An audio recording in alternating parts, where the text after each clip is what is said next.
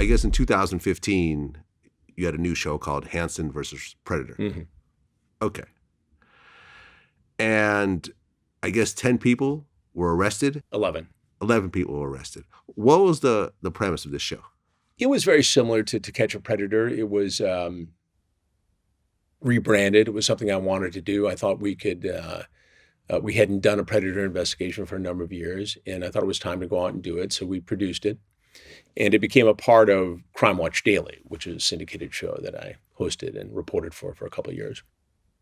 Well, I guess some of the people who were arrested, there was a former mailman who bought chips and iced tea to the decoy before attempting to hug her. Man drove 2 hours from Boston. Yeah. Jeff Shokel. With a pizza real estate broker who you actually knew. I didn't know him well, but it was interesting because when I walked out, and the guy looked so familiar.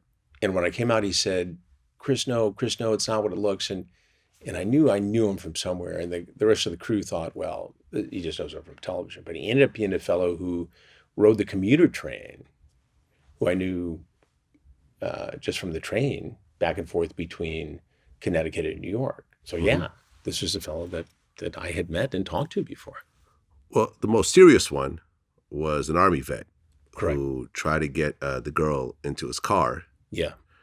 And when the police showed up, he had a loaded gun, a knife, and duct tape in his trunk. So he was ready for an all-out kidnapping. You know, you had to wonder, had it been a 13-year-old girl there and not us, that ends in a whole different way.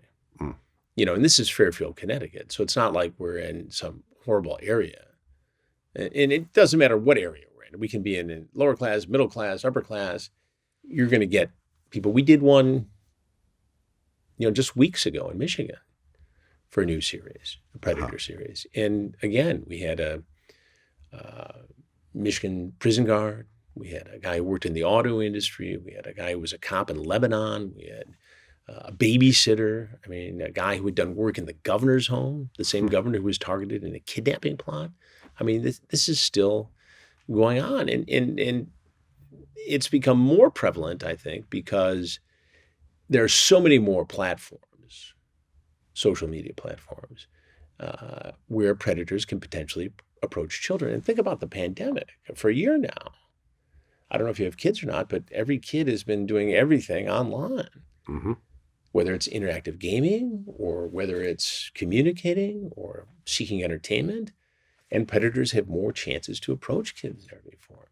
And while everybody's at home, potentially parents you would think would have a greater ability to monitor this, they're busy trying to do what they do in their computers. So there's a tendency to not see everything that's going on. And all the men were arrested? Now, were you actually showing up the way you were on To Catch a Predator? Oh yeah, it was basically the same. Okay, so when they see you, they recognize you and they're like, shit. Some do and some don't. I mean, we had a guy in that particular investigation, the one you're talking about, where I said, I'm Chris Hansen. He said, no, you're not. I said, yeah, I am. No, you're not. I said, it hasn't been that many years. I don't look that different, It's me. Trust me. You're about to find out. Okay. And how many years were some of these guys getting? In total, I think the highest sentence was 24 years. And that was big because of a prior history of this kind of conduct. On the low end, guys got probation, monitoring, registration as a sex offender. But the vast majority, and I mean the vast, vast majority, cases either ended in a guilty plea, no contest plea, or a conviction by a jury or a judge. Only a couple cases in the Texas investigation, the prosecutor declined to go after the cases, and that was more of a political reason than a criminal reason.